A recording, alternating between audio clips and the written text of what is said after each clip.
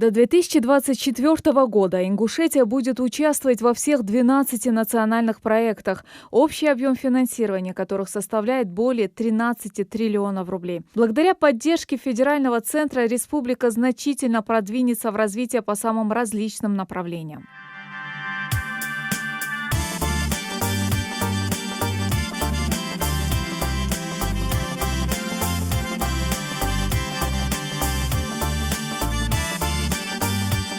За прошедший 2018 в рамках федеральной программы открыли ДК в сельских поселениях Барсуки, Далаково, Алиюрт, Газиюрт, Яндари, Зязиковюрт, Сурхахи, Мужичи. Концертный зал, артистическое, кружки для творческих занятий, вокал, изо и хореография. Словом, создаются все условия для развития талантливой молодежи. У меня ощущение праздника, потому что я приезжаю в села, которые мне с детства знакомы, где живут мои друзья, мои родственники.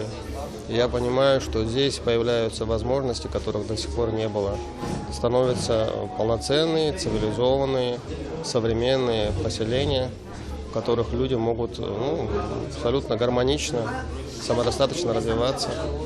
Это, конечно, то, о чем в наши годы, во времена моей молодости, мы не смели и мечтать. Также в прошлом году проведено множество различных культурных мероприятий. Ингушетия традиционно приняла участие во всероссийской акции «Ночь кино», которая ежегодно объединяет любителей отечественных фильмов. Республика присоединилась и к Ночи музеев. Еще одну ночь, но уже искусств под девизом «Искусство объединяет» отметили 4 ноября, ко Дню народного единства. Я бы хотела почаще приходить на такого рода мероприятия. Во-первых, приятная компания, и во-вторых, я расширила свой кругозор.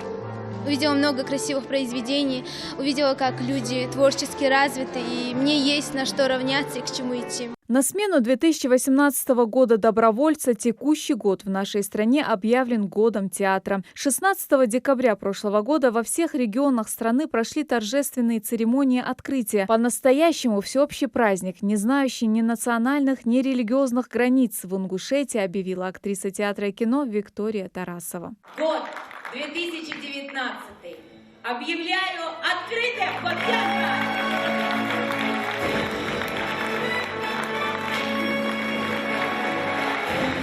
В искусство перевоплощения погрузились 3 ингушских театра. Каждый из них прошел длинный и тернистый путь, чтобы радовать зрителей национальным искусством. Это ТЮЗ, драматический театр имени Базоркина, и Русский музыкально-драматический, который в 2018 году отметил свой 20-летний юбилей. Празднование прошло в столице страны. На московской сцене артисты представили премьеру этого сезона – мюзикл по роману Идриса Базоркина «Из тьмы веков».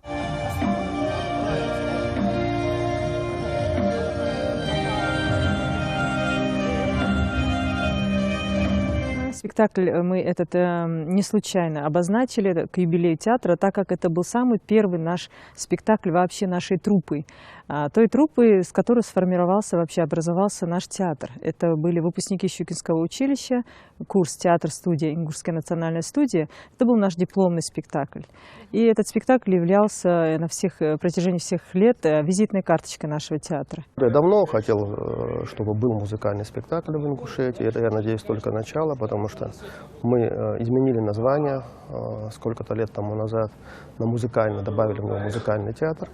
Ну вот сегодня уже у всех наших соседей, то есть в Осетии, что там говорить, Маринский, филиал Маринского театра, да, в Чеченской республике уже есть свой симфонический оркестр, в Дагестане есть свой театр, по-моему, оперы и балета или там что-то такое, там, кстати, возглавляет Влаздоев Муса, наш земляк. То есть везде это есть. И, на мой взгляд, мы имеем право на более серьезное представительство в музыкальной культуре. Кстати, в 2018-м легендарный роман тоже отметил свой полувековой юбилей. Увековечили книгу монументом. Его установили на аллее Базоркина в центре Назрани. Еще один памятник классика ингушской литературы появился в Болгарии. По известному выражению, народ, который не знает своего прошлого, не чтит его, он не имеет будущего. Поэтому я хотел бы сказать в завершении, что этот памятник – это как раз лучшее доказательство того, что ингуши чтят, помнят свою историю, своих героев и воздают им должные почести. Свой 5-летний юбилей в прошлом году отпраздновал и самый масштабный кинофестиваль на Северном Кавказе «Золотая башня». В нем уже по сложившейся традиции приняли участие кинорежиссеры не только из России, но и стран дальнего и ближнего зарубежья. Помимо конкурсных кинопоказов в разных уголках республики прошли встречи с известными актерами и заслуженными деятелями культуры. Детишки же должны знать про то кино, которое смотрели их родители, их бабушки, их мамы, папы.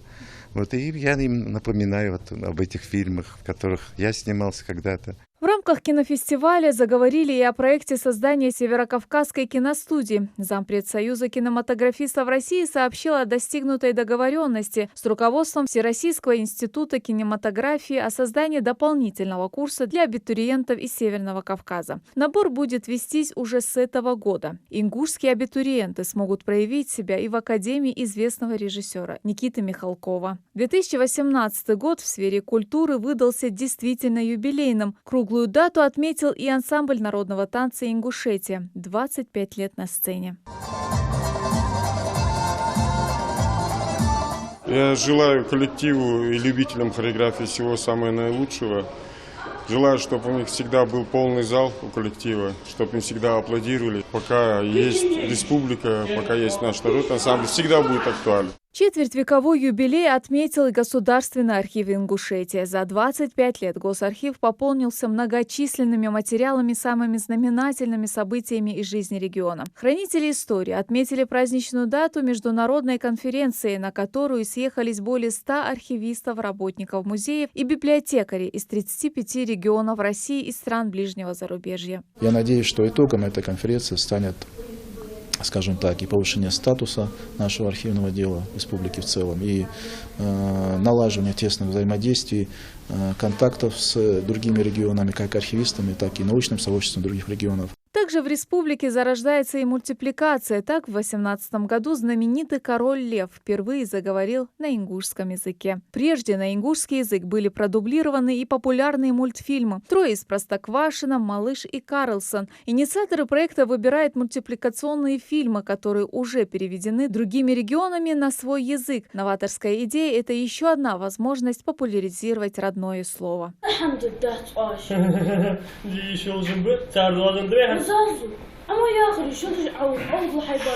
Говоря о культурном развитии, здесь во многом увеличились показатели благодаря ДК, которые строят в регионе. Это инновационные центры нового поколения, где есть возможность реализовать свое мастерство. В феврале текущего года в Ингушетии введен в эксплуатацию еще один объект социального значения. В селении Верхние Очулки открыли новый дом культуры. Актовый зал Дома культуры рассчитан на 200 человек, оснащен современным световым и звуковым оборудованием. Артистическое помещение для сотрудников, вокальный кружок, актерский класс – это далеко не полный список того, что есть в новом Доме культуры. Здесь созданы все условия для досуга сельчан и развития талантливой молодежи. Юнусбек Евкуров, обращаясь к жителям, отметил, что культурное и духовное воспитание подрастающего поколения – это очень важный процесс, и ему нужно уделять особое внимание. Открытие Дома культуры, наличие ФОКа, это говорит о том, что 80% социальной инфраструктуры в селе уже есть. Остается только на вот этих площадках, в этих стенах учить, воспитывать подрастающее поколение, делать все, чтобы молодежь наша была образованной, причем потому что без образования практически ничего нет.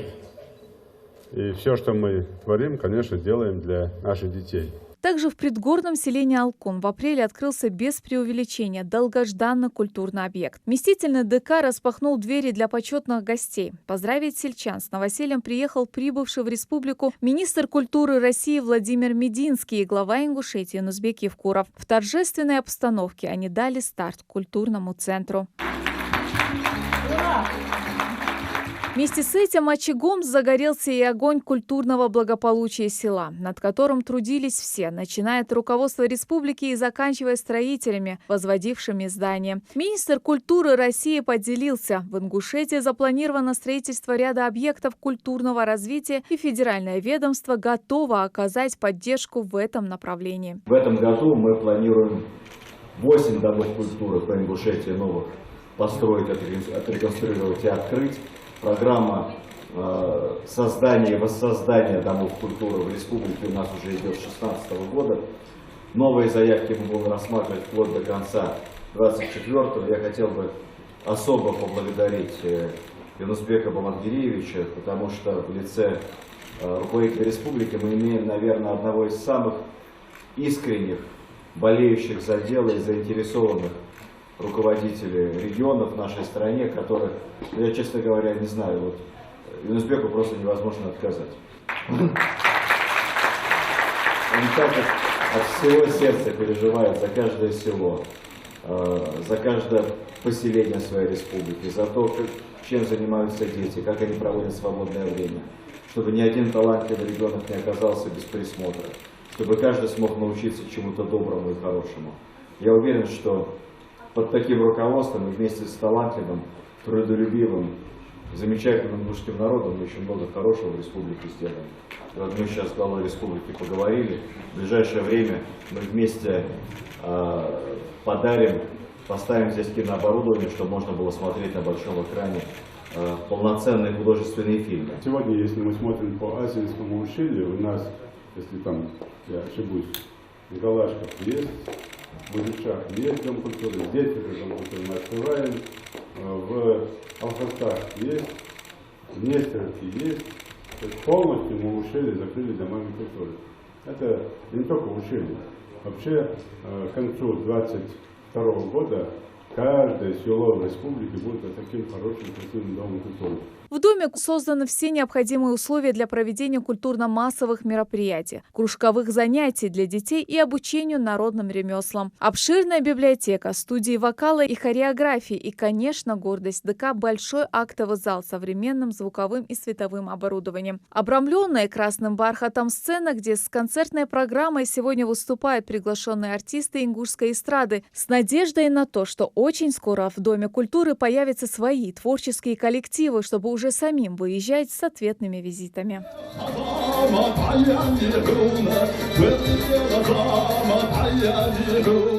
А после, в ходе двусторонней протокольной встречи с министром культуры России Владимиром Мединским, Юнусбек Евкуров обсудил реализацию в республике федеральных проектов в рамках национального проекта «Культура», «Культурная среда», «Творческие люди», «Цифровая культура», а также оснащение 16 культурных центров кинооборудованием. Словом, планов на 2019 год много. Так, по словам министра культуры Ингушетии, в этом году планируют открыть 6 домов культуры в различных сельских поселениях. Также в рамках нацпроекта республика будет участвовать в различных подпрограммах. На сегодняшний день по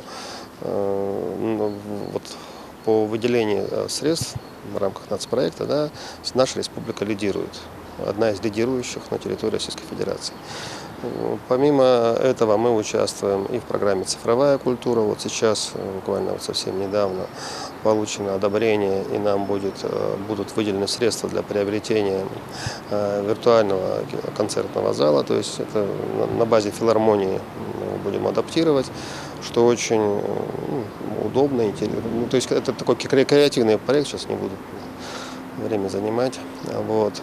Далее проект «Творческие люди», в котором мы участвуем и за счет региональных ресурсов, регионального бюджета, как в принципе предполагалось, там значительные средства. То есть это проект, который предполагает и обучение специалистов, и мы, по всей видимости, в ближайшее время войдем. Федеральный проект «Творческие люди», то есть в этом федеральном проекте «Творческие люди» участвуют немногие субъекты. У нас появилась такая возможность, слава богу, есть информация и есть понимание, как реализовать этот проект на территории республики. По всей видимости, этот проект будет в ближайшее время одобрен тоже, мы в нем будем участвовать. То есть практически во всех, то есть, плюс там в рамках нацпроекта до нас доводится и музыкальная, и аппаратура, и другие необходимые нам в сфере культуры Вот, и инструменты и так далее мы приобретаем. Плюс еще предполагается, что очень важно строительство центров культурного развития, то есть ЦКР. Вот один у нас есть в Магасе, сейчас предполагается еще 4. По ним ведется уже оформление документов и так далее. Предполагается реновация театра юного зрителя. Так вот, надеюсь, что ничего. И плюс еще сейчас те проекты, о которых, наверное, еще преждевременно говорить, в которых я не сомневаюсь, я более чем уверен, мы в будущем году будем участвовать. Над ними сейчас ведется работа, просто предварительно, пока еще не получено положительное заключение, наверное, не стоит об этом говорить. В текущем году планов по развитию культурной сферы много. В частности, продолжать работу по исполнению нацпроектов. При этом, подчеркивает министр культуры, особое внимание необходимо обратить на реализацию всех государственных программ. Работы предстоит, безусловно, много. В этом году особое внимание будет уделяться театральной жизни. 2019 год театра обязывает. Светлана Томова, Новости 24.